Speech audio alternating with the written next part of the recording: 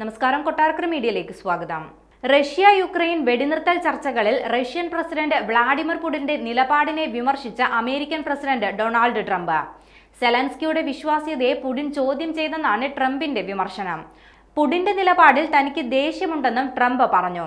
Russian എണ്ണ വാങ്ങുന്ന രാജ്യങ്ങൾക്ക് 50% തീരുവ ചുമത്തുമെന്നാണ് ട്രംപിന്റെ ഭീഷണി. ഒരു മാധ്യമത്തിന് അനുവദിച്ച അഭിമുഖത്തിലാണ് പുടിനുമായുള്ള നല്ല ബന്ധം അവസാനിക്കുന്നുവെന്ന് ട്രംപ് സൂചന നൽകിയത്. തനിക്ക് അമർഷമുണ്ടെന്നും അതിനെന്താണ് കാരണമെന്നും പുടിന് നല്ല ബോധ്യമുണ്ടെന്ന് ട്രംപ് പറയുന്നുണ്ട്.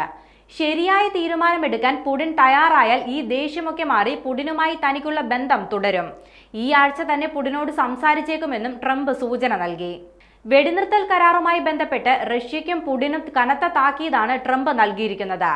റഷ്യയ്ക്കോ തനിക്കോ യുക്രൈനിലെ രക്തച്ചൊരിച്ചിൽ അവസാനിപ്പിക്കാൻ കഴിയുന്നില്ലെങ്കിൽ അതിന് കാരണം റഷ്യയെന്ന് തനിക്ക് തോന്നിയാൽ റഷ്യൻ എണ്ണയ്ക്ക് 2ാം ഘട്ട തീരുവ ഏർപ്പെടുത്തുമെന്നാണ് ട്രംപ് മുന്നറിയിപ്പ് നൽകിയത്. സെലൻസ്കി സ്വേച്ഛാധിപതിയാണെന്നും യുദ്ധം തീരാത്തതിന്റെ ഉത്തരവാദിത്തം സെലൻസ്കിക്കാണെന്നും പറഞ്ഞ് ദിവസങ്ങൾക്ക് ശേഷമാണ് ട്രംപ് പുടിനെതിരെ അതൃപ്തി പ്രകടിപ്പിക്കുന്നതെന്നതും ശ്രദ്ധേയമാണ്.